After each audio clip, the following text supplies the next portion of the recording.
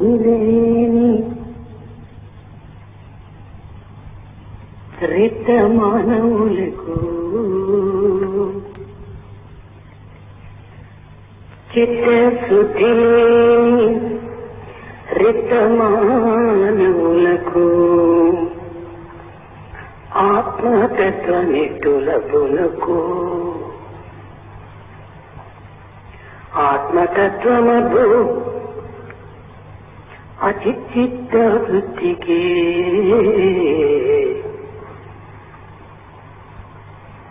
చిత్తశుద్ధి లేని రిత మానవులకు ఆత్మతత్వ నిట్టులకులకు ఆత్మతత్వమగు అచిత్త శుద్ధికి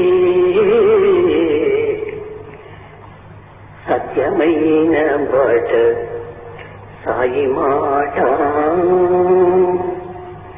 సత్యమైన బాట సాయి మాట దుర్లభో మానుషోదేహ మానవ జన్మములకు పవిత్రమైనటువంటి యొక్క దేహము అతి ప్రధానమైనటువంటిదని, ఇది చాలా దుర్లభమైనటువంటిదని భాగవతము చెప్తూ వచ్చింది. జంతువునాం నరజన్మ దుర్లభం అన్నది వివేక చూడమని. 24 లక్షల జీవరాశులు యందు మానవత్వం అతి ఉత్కృష్టమైనదన్నది పురాణం. పవిత్రమైన చరిత్రలు ఈ విధముగా మానవత్వాన్ని ప్రబోధిస్తుండగా ఇందులో మానవత్వం యొక్క విశిష్టత ఏమిటి, పవిత్రత ఏమిటి, ఉత్కృష్టత ఏమిటి అనేటువంటి విషయాన్ని మనం ఈనాడు విచారించాలి. ప్రపంచంలో సృష్టి అంతయు మానవత్వములకు పూర్వమే సృష్టింపబడినటువంటిదనే సత్యమును పురాణం కూడాను వ్యక్తం చేయుచున్నది. నరజన్మమని పవిత్ర పురాణములు చాటుతూ వచ్చాయి. ఈ మానవత్వంలో ఉండినటువంటి మొదటి విశిష్టత తన యొక్క యోగ్యతను తాను గుర్తించడమే కాక తనను సృష్టించినటువంటి సృష్టికర్త యోగ్యతను కూడాను గుర్తించేటువంటి శక్తి సామర్థ్యములు కలిగి ఉన్నది. మానవత్వం యొక్క రెండవ విశిష్టత మిగిలినటువంటి యొక్క జీవరాశులు జన్మములను పెంచుకుంటూ వచ్చినవి. మానవత్వము తన జన్మము తరిగింపు చేసుకుంటూ వచ్చింది. అయితే ఈ జీవరాశుల యొక్క సంఖ్య ఒక్కొక్కరు ఒక్కొక్క విధములుగా వర్ణిస్తూ వచ్చారు. 14 లక్షల జీవరాశులని కొంతమంది, చతుర్విధమైనటువంటి యొక్క జీవరాశులని మరికొంతమంది, అచరములు ఇవి 2 మాత్రమే సర్వ జీవరాశులకు సమన్వయమైనటువంటి యొక్క శక్తి సామర్థ్యాలని కూడాను మరికొంతమంది.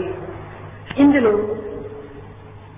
అండ, పిండ, చేతజ, ఉత్తిత్యములు అనేటువంటి 4 భాగములుగా విభజించి ఈ 4 ఎందే యావత్ సృష్టి అంతే కూడాను ఇమిడి ఉన్నదని కూడాను మరికొంతమంది బోధిస్తూ వచ్చారు.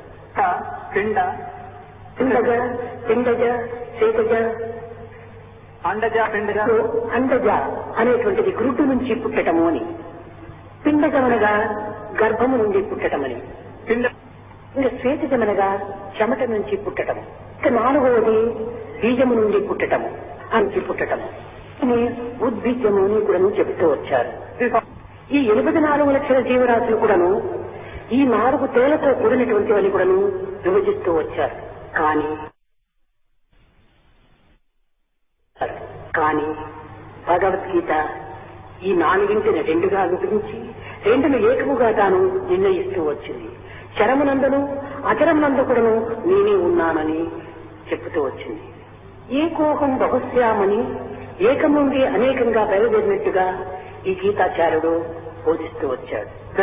అయితే ఈ మానవత్వంలో ఉండినటువంటి యొక్క విశిష్టతను మనం గుర్తించుతున్నా లేక సందేహాస్పదంలో మనము జీవితాన్ని గడుపుతున్నామా అనేటువంటి విషయాన్ని మనము విచారించాలి. ఈ మానవత్వంలో ఉండేటువంటి విశిష్టతను గుర్తించి వర్తించేటువంటి వ్యక్తులు చాలా తక్కువ.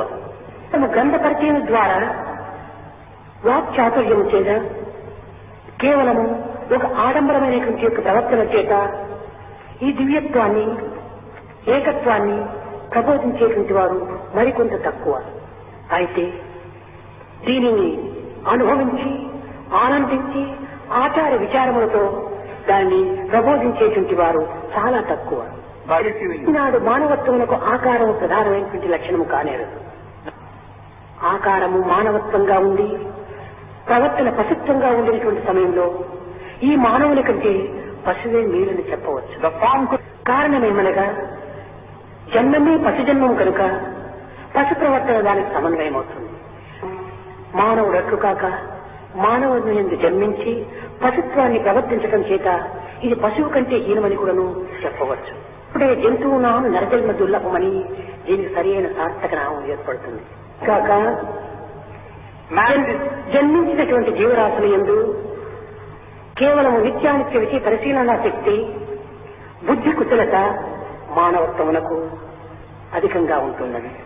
గ్రాహ్యమతీంద్రియమని బుద్ధి ఒక ప్రత్యేకంగా భగవతుని అనుగ్రహ వరప్రసాదమని కూడాను మానవత్వానికి చెప్పవచ్చు. ఈ బుద్ధి కుశలత చేతనే మానవత్వంలో ఉండినటువంటి యొక్క విశిష్టతను జగత్తునకు వ్యాప్తి గావింపచేయుచున్నది. ఆకారంలో పెద్దదైనటువంటి గజం కూడాను బుద్ధి కుశలత కలిగినటువంటి యొక్క మానవునికి లొంగి అనేక విధములుగా మానవుని ఆజ్ఞను శిరసా వహిస్తున్నది. దేశములో అధిక సంఖ్యంగా ఉండినటువంటి మానవులు ఉండినప్పటికీ కానీ బుద్ధి కుశలత కలిగినటువంటి వారు తక్కువగా ఉండినప్పటికీ అలాంటి రాజ్యాన్ని కూడాను తాము వశం చేసుకున్నటువంటి యొక్క చరిత్రలు భారతీయులకు విదితమే. సంఘము యొక్క ఘనత ప్రధానం కాదు, సమత్వం యొక్క బుద్ధితత్వమే దీనికి ప్రధానం. కనుక మనము ఈ బుద్ధితత్వాన్ని అభివృద్ధి పరచుకున్నటకు ఒక సత్సంగం కూడాను అవసరం. మృగములు జన్మముతో క్రూరత్వాన్ని అనుభవిస్తూ అంత్యం వరకు అదే క్రూరత్వాన్ని కూడాను తాను అనుభవిస్తూ వస్తుంది. అయితే మానవుడు అట్లు కాదు. జన్మతో క్రూరత్వం అయినప్పటికీ సాధనా సంపత్తి వలన సత్సంగ ప్రభావం వలన తాను సాత్వికుడుగా మారడానికి అవకాశం ఉన్నది. రత్నాకరుడనేటువంటి మహా దొంగ దారిని వెంట పోయేటువంటి మానవులను శిరచ్ఛేదన చేస్తూ వారి అందున్నటువంటి యొక్క ధనమును అపహరిస్తూ అనేక విధమైనటువంటి హింసలకు పాత్రుడయ్యాడు. సప్తఋషుల యొక్క సంపర్కం చేత వారి సత్సంగం చేత తన యొక్క హృదయం మారి తాను మహాకవి అయినటువంటి వాల్మీకిగా మారిపోయాడు. అటువంటి యొక్క యాత్రికుల యొక్క దీన్ని అనేక విధములుగా హింసించి వారి యొక్క బొటన వ్రేలును హారములుగా కుట్టుకొని కంఠమును ధరించినటువంటి అంగుళీమాలుడు అనేటువంటి వాడు కూడాను బుద్ధుని యొక్క సంపర్కం చేత తాను మహాసాత్వికుడుగా మారిపోయాడు. ఇదే విధంగా మానవత్వంలో ఉన్నటువంటి క్రూరత్వము సంపర్కము చేతను సంబంధము చేతను సంబోధనల చేతను తాను మారడానికి అనేక విధమైనటువంటి అవకాశాలు ఉంటున్నాయి. సామూహికంగా ఉండినటువంటి మానవుడు పరమహంస కావడానికి కూడా అవకాశం ఉంటున్నది. ఉండిన మానవుడు పరమహంసగా మారటకు కూడా అవకాశం ఉన్నది. సత్సంగం అత్యవసరం. నిజముగా ప్రత్యేకంగా 24 లక్షల జీవరాశులు ఎందుకును మానవత్వానికి మరొక విశిష్టత కూడా ఉంటుండాలి. దివ్యత్వాన్ని పొందేటువంటి అమరత్వం కూడాను మానవుని యందు ఉంటున్నది. అనేక మందికి తెలిసి ఉండవచ్చును కుండలిని శక్తి అని. అది కేవలము మూలాధారం నందు ఒక సర్వస్వరూపంలో నిద్రించుచుండును అని కూడాను బోధిస్తుంటాది యోగ శాస్త్రం. కుండలిని శక్తి ఊర్ధ్వగతిని ప్రయాణం అవుతుంది. ఈ కుండలిని శక్తిలో ఊర్ధ్వగతిని ప్రయాణం చేయటువంటి దీనికి మానవత్వము అతి అనుకూలమైన దేహాన్ని ధరిస్తూ ఉంటున్నది. మిగిలినటువంటి జంతువులకు ఈ యొక్క స్పైనల్ కాలం అంటారు, వెన్నెముక. ఈ వెన్నెముక అడ్డముగా ఉంటుంటాది. ఇది అడ్డముగా ఉండటం చేత ఈ మూలాధార శక్తి ఊర్ధ్వగతిని ప్రయాణం చేయటం ఇది అసాధ్యం. మానవునికి నిలువుగా ఉండటం చేత ఈ యొక్క మూలాధారం నందున్నటువంటి యొక్క కుండలిని శక్తి సహస్రార పద్మముకు ప్రయాణం చేయటము అతి సులభంగా ఉంటాడు. సహస్రార పద్మమును చేరిపోవటమే ముక్తికి ఒక విధమైనటువంటి యొక్క చిహ్నమని కూడాను యోగ శాస్త్రం బోధిస్తూ వచ్చింది. ఇంతే కాక మానవత్వము కడపటి జన్మము అని కూడాను మరొక అర్థం ఉంటుండాలి. ఈ కడపటి జన్మము లోపల రెండు అర్థములు ఉంటుండాలి. శారీరకంగా మనం లౌకికంగా విచారించుకున్నప్పుడు అన్ని జన్మముల కంటే మానవ జన్మము కడపటి జన్మము కనుక దీనికి లౌకికమైనటువంటి అర్థం కూడాను మానవత్వంతో ఒక గమ్యం చేరేటువంటి యొక్క అవకాశం ఉన్నది కనుక ఈ ముక్తిని పొందేటువంటి యొక్క స్థితియే దీనికి కడపటి జన్మం అని కూడాను రెండవ అర్థము. అండ్ జన్మము అప్పటికి అప్పుడు ఉట్టిపడినటువంటిది కాదు. అనేక జన్మము ధరించి కడపటి జన్మంగా మానవత్వం మనకు ప్రాప్తించింది. ఇందులో మానవ అనేటువంటి యొక్క పదమునందే దీని అర్థం ఇవిడి ఉంటున్నది. మా అనగా కాదు అని అర్థము, నవ అనగా కొత్తది అని. మా నవ అంటే కొత్తది కాదు ఇది అని దీని అర్థం. అంతేకాదు మా అనగా మాయ అని కూడా ఒక అర్థము, నా అనగా లేకుండా అని, ఆ అనగా వర్తించటము అని.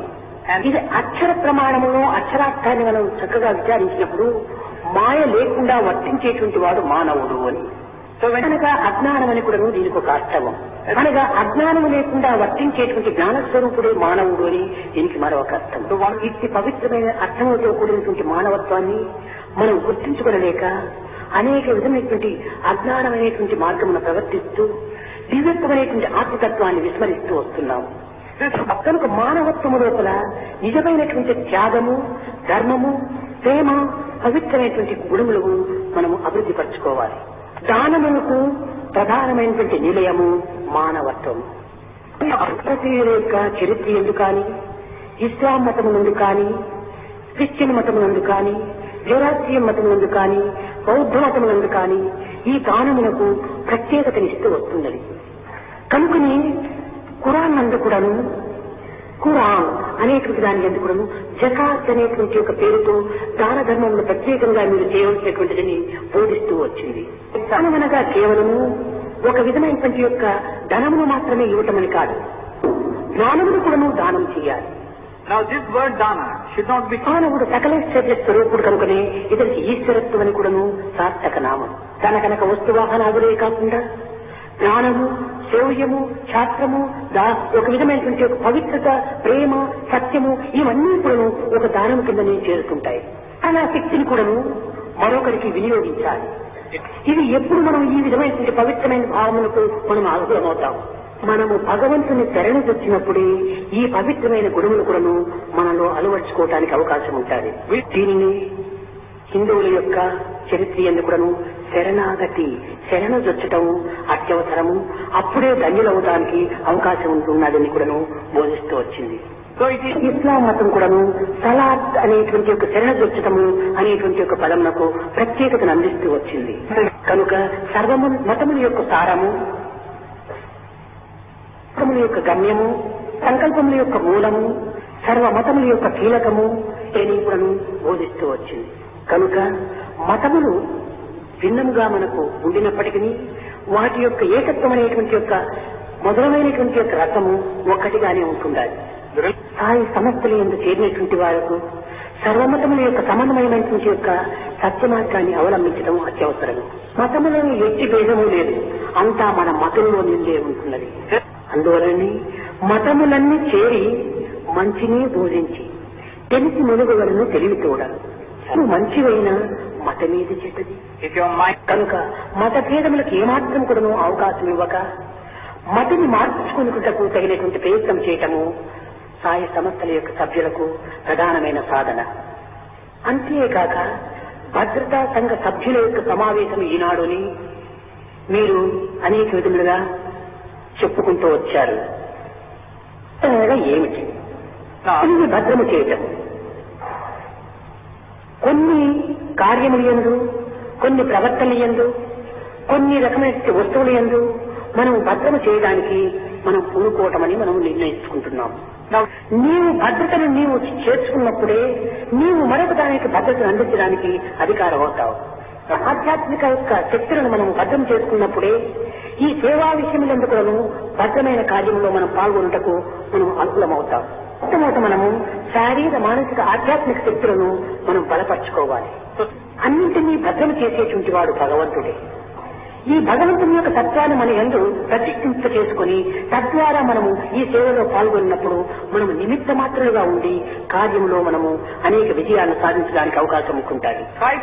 పాలకుడు కానీ, అధికారి కానీ, లేక మాస్టర్ కానీ ఇంకే విధమైనటువంటి యొక్క స్థానం నుండి వెళ్ళినప్పటికీ తాను భగవంతునికి కేవలం ఒక ప్రతినిధిగా తాను భావించవలసిందే కానీ ఈయనొక మాస్టరు, ఈయనొక అధికారి, ఈయనొక గొప్పవాడును అనేటువంటి ఒక అహంకారానికి ఏమాత్రము అవకాశం ఇవ్వకూడదు.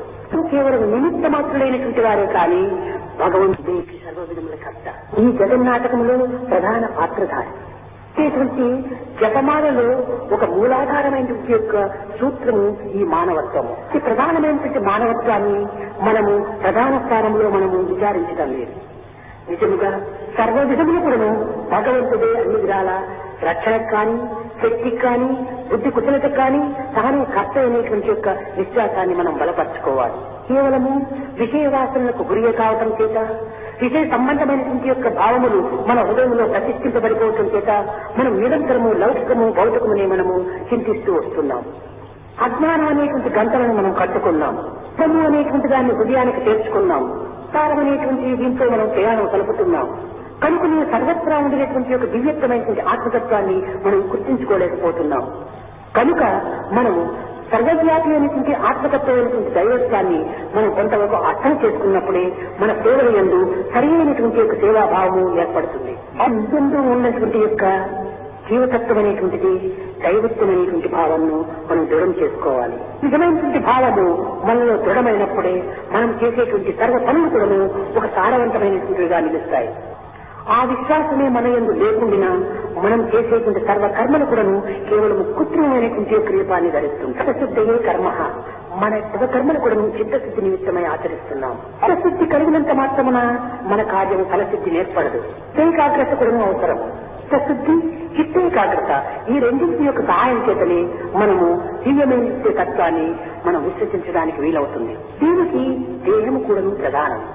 బుద్ధి ఏ విధమైనటువంటి యొక్క పవిత్రతను విచారణ చేస్తుందో దానిని ఆచరింపచేయడానికి ఈ దేహం అనేటువంటి ఒక నిమిత్త మాత్రంగా ఉంటుంటారు.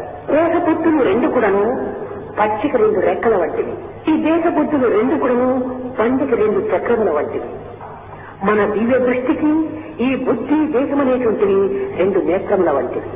నిత్య విషయ పరిశీలన చేసి ఈ బుద్ధి ద్వారా నిర్ణయం చేసుకున్నటువంటి విషయాన్ని క్రియారూపంలో ఆచరించటకు దేశము అతి అవసరమైనటువంటిది. వాటిలో ఆచరించినటువంటి సర్వకర్మలు కూడా భగవత్ ప్రీత్యార్థంగా ఆచరించినప్పుడే ఇది సార్థకమవుతుంది. ఆరోగ్యమైనటువంటి యొక్క దేశము, ఆనందమైనటువంటి యొక్క బుద్ధి మనలో అభివృద్ధి పరచుకోవాలి. ఏమనగా అన్నమయమైనటువంటి యొక్క దేశం నుంచినే ఆనందమయమైనటువంటి యొక్క అంత్యస్థానంలో చేరడానికి అవకాశం ఉంటుండాలి. దేశము అన్నమయము. ఈ కోశములకు అన్నమయ కోశమని కూడా చెప్తూ వచ్చారు. ఈ అన్నమయ కోశమైనటువంటి దేశం ఉండినంత మాత్రమున ప్రయోజనం లేదు. దీనికంటే సూక్ష్మమైనటువంటి యొక్క ప్రాణమయ కోశం కూడా ఇందులో ఉంటుండాలి. కానీ ప్రాణము, దేశము ఈ రెండు ఉంటున్నది. ప్రయోజనం ఏమిటి? దీనికంటే యొక్క మనస్సు కూడా ఇందులో అవసరమైనటువంటిది.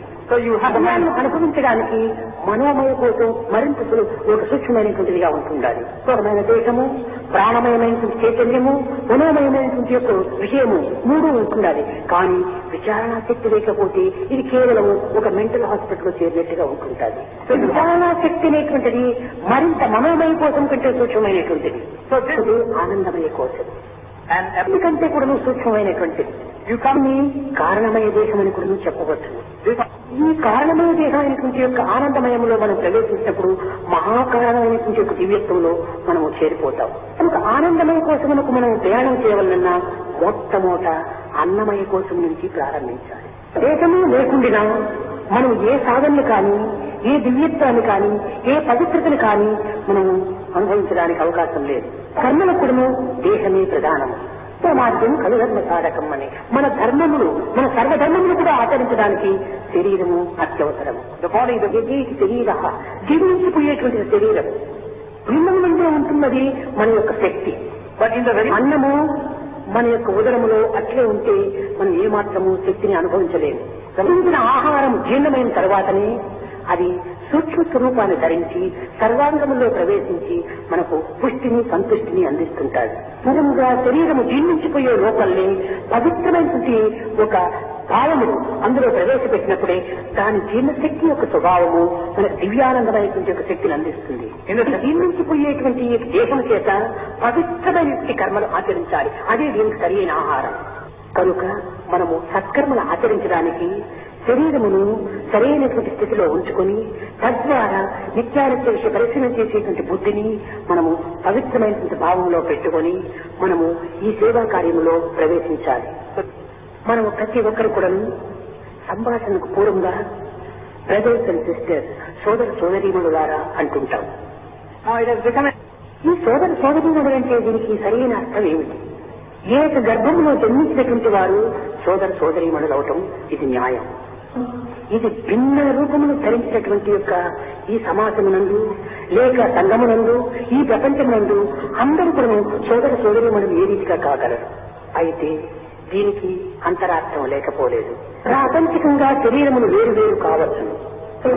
ఆది జన్మమును మనం ఆధారం చేసుకున్నప్పుడు దీనికి సోదర సోదరత్వం అనేటువంటిది సరైనటువంటి అర్థంగా నిరూపిస్తుంది.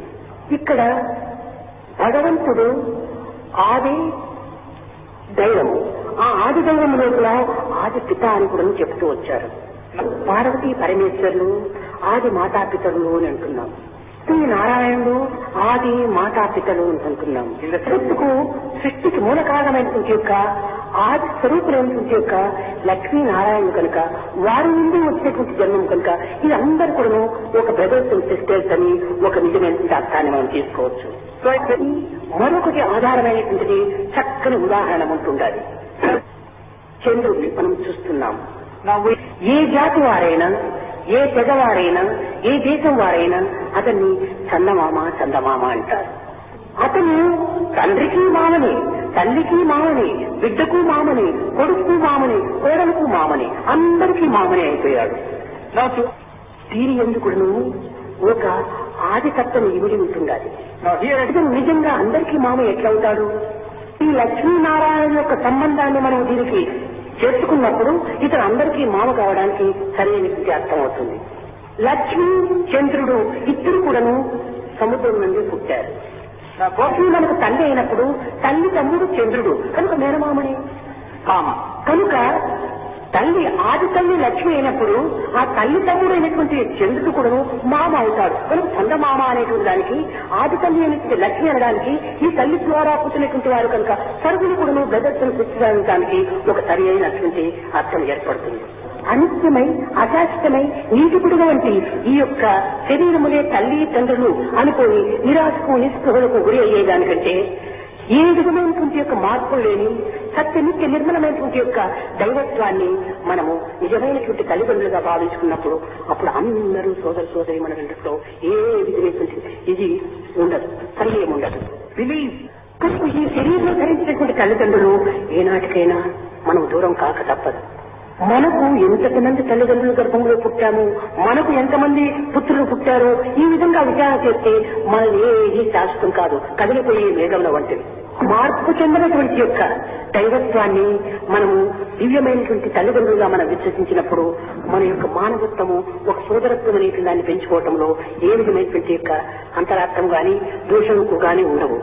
బిలీవింగ్ మూలాధారమైనటువంటి అర్థాన్ని మనం తీసుకొని మన జీవితాన్ని కొంతవరకు సాగిస్తూ రావడం చేత జీవితం వ్యర్థం కాదనేటువంటి సత్యాన్ని గుర్తించాలి. కనుక మొట్టమొదట మనము దివ్యత్వమైనటువంటి దైవత్వాన్ని మనం హృదయంలో ప్రతిష్ఠింప చేసుకుని తద్వారా మనము చేయవలసినటువంటి కార్యములో ఏ కార్యము ఎప్పుడెప్పుడు ఏ విధంగా చేయాలనేటువంటి దాన్ని ముందు మనం యోచించడము మంచిది.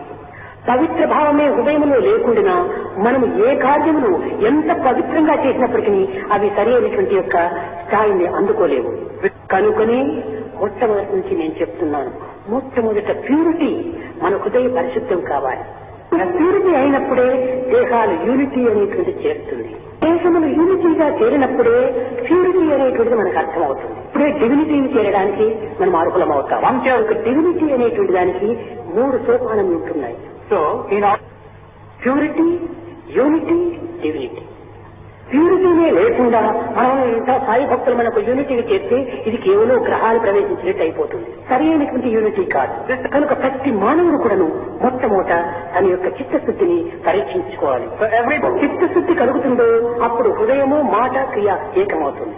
అప్పుడే the proper stage of man kind is man అని నిజమైనటువంటి ఒక తత్వము మనుష్యత్వం ఎక్కడ వస్తుందంటే హృదయము మాట క్రియ ఏకము కావాలి. దీనిని మీరు అభివృద్ధి పరచుకోవడానికి తగిన కృషి చేయండి. ఈ విధమైనటువంటి యొక్క పవిత్రత ద్వారా మీరు ఏ పని చేసినా అది పవిత్రమే అవుతుంది. ఇతరుల యొక్క నిర్ణయానికి మీరు ఏమాత్రమూ కాచుకోనక్కర్లేదు. ఎందుకంటే పవిత్రతే మీకు నిజమైన సాక్షి. ఆ విశ్వస్సు ఆ సాక్షిని మీరు సజీవంగా తీసుకొని క్రియలో మీరు పాల్గొనండి. మీరు మొట్టమొదట దైవ విశ్వాసాన్ని పెంచుకోండి. విశ్వాసము అనేటువంటిది ఒక అగ్ని పర్వతం వంటిది. ఈ అగ్ని పర్వతం పైన ఏ మొక్కలు కూడా మచ్చడానికి వీలు లేదు. కనుక మన సందేహములే మొక్కలు. మన సందేహాలనేటువంటి మొక్కలు మనసుంది అక్కడ మనకు విశ్వాసం లేదు. నీవు నిజమైనటువంటి నమ్మకంతో ఉంటుగా ఈ మొక్కలు మచ్చడానికి వీల్లేదు. రచన నీకు నిజమైనటువంటి నమ్మకం లేదు. నమ్మకం అనేటువంటిది అంత దృఢంగా ఉంటుండాలి.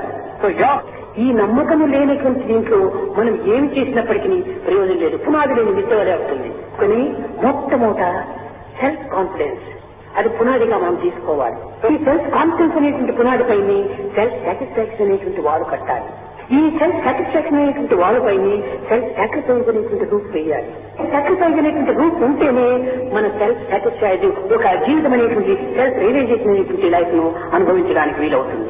కనుక self confidence, self satisfaction, self sacrifice, self realization ఈ నాలుగింటి ఎందుకు సెల్ఫ్ ఒక్కటే. నిజమైన సెల్ఫ్ యావదంటే అదే దైవత్వం.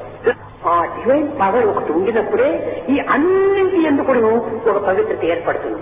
కనుక మనం చేసేటువంటి ఈ కార్యములు ఏ సంవత్సరము, ఏ 2 సంవత్సరము, ఏ 3 సంవత్సరములు కాదు.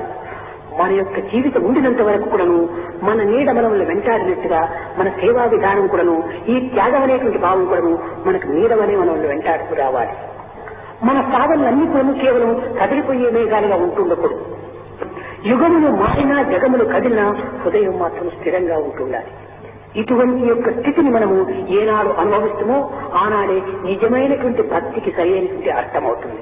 ఉండినా ఇది కేవలం భక్తికి మార్గమే కానీ ఇది భక్తి అని చెప్పడానికి సాధ్యం కాదు. మన జీవితం ఏనాటికైనా అంత్యం కాక తప్పదు. పోకన్మానవు దేహవిధములను పోషించి రక్షించినను పాకన్మానవు హాని వృద్ధులు మహారణ్యమునందాగినను స్వార్థము కోసం ఎన్నో అవస్థలు పడుతున్నాం. నిద్రాహారములు మాని వ్యాపారంలో మనం జీవితాన్ని అంకితం చేస్తున్నాం. మర్యాదలంతా ధిక్కరించి మన ధనార్జన కోసం మనం పాటుపడుతున్నాం. దయాదాక్షిణ్య రహితులైపోయి మనం అనేక విధములు కూడా ఐశ్వర్యాన్ని పోషించుకుంటున్నాం. పోషించుకున్న ధనం కానీ అభివృద్ధి గావించుకున్నటువంటి ఐశ్వర్యం కానీ ఎవరిది? కేవలం నీవు ఒక ట్రస్టీగా ఉండవలసినటువంటి వాడే కానీ నీకు అధికారం లేదు. భగవంతుని ప్రతినిధినే కానీ నీకు అధికారం లేదు. ఇక మేనేజర్ ఉంటుంటాడు. కొన్ని కోట్ల ధనమంతా బ్యాంకులో ఉంటుంటారు. అతను ఇతరులకు ఇవ్వటము పుచ్చుకోవటము ఇంత మాత్రం జరిపి ఆ బ్యాంకును పోషించుకోవాల్సిందే కానీ బ్యాంక్ అంతా నా చేతిలో ఉంది కదని ఇష్టమొచ్చి ఉపయోగించుకోవడానికి అతనికి అధికారం లేదు. ఇచ్చి పుచ్చుకోవటం కూడాను కొన్ని దానికి సంబంధించినటువంటి నియమములు అనుసరించి ఇచ్చుకోవాలి కానీ దానికి విరుద్ధంగా కూడా ఇచ్చి పుచ్చుకోవటం కూడా జరగదు. కానీ మనం సంపాదించినటువంటి ధనములు కూడాను ఇది నాది అని నీ ఇష్టం వచ్చినట్టుగా దానిని అనుభవించడానికి ఏమాత్రం నీకు అధికారం లేదు. సత్యాన్ని మొట్టమొదటి గుర్తించాలి. నీవు సంపాదించిన చోటు దానిని నీ జీవితం ఉండే లోపలనే దాన్ని సద్వినియోగం చేయాలి. ఇదే నిజమైనటువంటి మానవుని యొక్క కర్తవ్యం. ఇది నిజంగా నాది కాదు అనడానికి ఒక చిన్న ఎగ్జాంపుల్ గా ఉంటుంటారు. మనకు లాక్ చేశాము, నాది అని మనం వెర్రవేగుతున్నాం. వెర్రిగా దేహాన్ని వదిలిపెట్టిపోయేటప్పుడు ఈ ధనం నీ వెంట వస్తా ఉందా? ఇది కమింగ్ విత్ ధనం నీ వెంట రావాలంటే ముందు గాడ్రేజ్ రావాలి. నీ వెంట గాడ్రేజ్ రావాలంటే ఇల్లు రావాలి. మొట్టమొదట ఇల్లే రానప్పుడు గాడ్రేజ్ ఎట్లా వస్తుంది? గాడ్రేజ్ రానప్పుడు దానిలో ఉన్నటువంటి డబ్బు నీ వెంట వస్తుంది. అది నీ వెంట రాదో అది నీది కాదు. నువ్వు సంపాదించి ఎవరికో పెట్టిపోయేటువంటి దీని కింద నీవెంత కాలము వ్యర్థం చేసినట్టు. చేతితో నీవు సంపాదించావు ఆ చేతితోనే నీ జీవితం ఉండే లోపల దాన్ని సార్థకం గావించు. ఎవరికి ఎవరు నా బిడ్డలకు పెట్టిపోతాను, నా కోడలకు పెట్టిపోతాను అని అనుకుంటే కోడలెవరు బిడ్డలెవరు? ఉన్నంత వరకు నీవు వారిని పోషించవలసిందే. బాధ్యతాయుతంలో నీవు తీసుకోవాల్సిందే. వారి కోసం అనేటువంటి భావం మాత్రం నీలో ఉండరాదు. చెరువులో పోగు చేసేటువంటి నీరంతా కూడాను కాలువల ద్వారా పంటలు పెట్టుకుని ఆ పంటలు పండించుకోవడానికి పెట్టారే కానీ ఆ చెరువులో ఉండే నీరంతా అక్కడిని ఇమిడిపోవడం కోసం కాదు. No point.